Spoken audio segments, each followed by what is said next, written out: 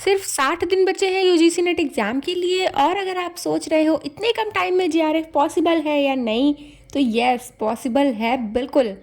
Hello everyone, welcome back to the another video of GRF journey with me. अगर आपने इससे पहले वाली वीडियो नहीं देखी है तो जाके ज़रूर देखिए उसको। अगर आप स्मार्ट स्ट्रेटजी फॉलो करो तो 60 दिन में भी आप यूजीसी नेट इंग्लिश लिटरेचर से एग्ज़ाम क्रैक कर सकते हैं।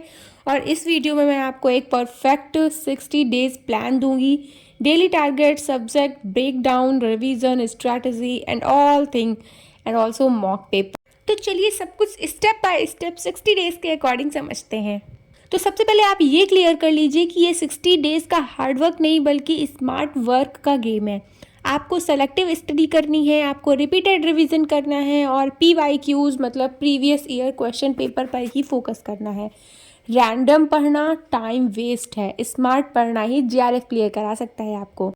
मैं इस 60 डेज के प्लान को 3 फेजेस में डिवाइड कर रही हूँ। तो फर्स्ट फेज़ है 1 to 25 डेज। इसमें आपको ब्रिटिश लिटरेचर पे मेन फोकस करना है, लिटरेरी थ्योरी की बेसिक्स को कवर करना है और इम्पोर्टेंट ऑथर्स वर्क्स और उनकी टाइमलाइंस को क्लियर करना है।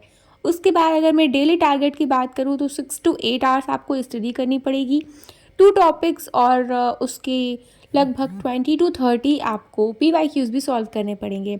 अगर मैं फोकस एरियाज़ की बात करूँ तो आपको इतने दिनों में Chaucer to modern, drama, poetry, novel के बेसिक्स एंड लिटरेरी मोमेंट्स भी कवर करने पड़ेंगे। उसके बाद आते हैं फेज़ 2 की बात। ये है 26 to 45 डेज़ की स्टडी और इसमें आपको literary theory, American literature, Indian writing in English and इसका टारगेट भी आप 5 to 6 आवर्स रख सकते हैं या फिर आप 6 to 8 आवर्स भी रख सकते हैं। इसमें आपको 40 to 50 MCQs प्रैक्टिस करने पड़ेंगे और इसमें इंक्लूड कर सकते हैं आप feminism, post colonialism and structuralism, post structuralism. फिर मैं आती हूँ थर्ड फेज़ में 46 to 60 डेज स्ट्रैटेजी। तो यहाँ पर सबसे पहले क्रूशियल फेज़ है ये, आप ये जान लीजिए। इसका डेली रूटीन ये होगा कि आपको फुल एक मॉक पेपर देना है डेली और प्रीवियस ईयर क्वेश्चन पेपर आपको डेली रिवाइज करने हैं। आपके जो वीक एरियाज़ हैं उन पे काम करना है और न्यू टॉपिक्स कोई भी नहीं पढ़ना है, केवल और केवल आपको यहाँ पे रिवीजन ही करना है।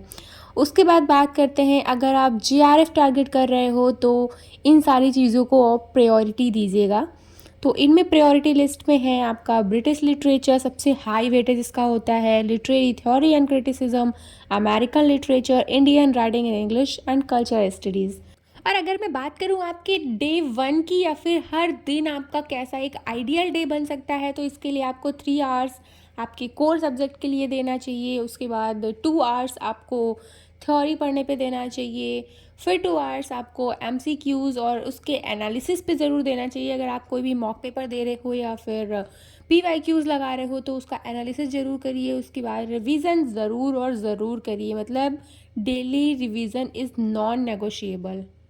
अच्छा हाँ, कुछ लोग ये मिस्टेक बहुत ज़्यादा करते हैं कि हर बुक को पढ़ने की कोशिश करना, नोट चेंज करते रहना, रिवीजन स्किप करना, मॉक टेस्ट इग्नोर करना। तो भाई ये सब चीज़ें आप बिल्कुल भी मत करिएगा। शॉर्ट नोट्स बनाइए, टाइमलाइन के लिए चार्ट्स यूज़ करिए, ऑथर्स और वर्क्स को उनको डेली रिवाइज करिए और प्रीवियस टॉपर्स की स्ट्रैटेजी को ब्लाइंड मत फॉलो करिए भाई, अपनी खुद की स्ट्रैटेजी बनाइए, वो आपके काफ़ी ज़्यादा काम आने वाली है। और हाँ, याद रखिए 60 डेज़ कम नहीं होते हैं अगर आप कंसिस्टेंटली इस मेरी एडवाइस को फॉलो कर रहे हैं तो। और अगर आपने ये स्ट्रेटजी ऑनेस्टली फॉलो की तो जीआरएफ बिल्कुल अचीवेबल है। और अगर आपको ये वीडियो हेल्पफुल लगा हो तो लाइक करें, चैनल को सब्सक्राइब ज़रूर करें for more UGC net content के लिए, और कमेंट करके ज़रूर बताइएगा कि ये वीडियो आपके लिए हेल्पफुल है या फिर नहीं है।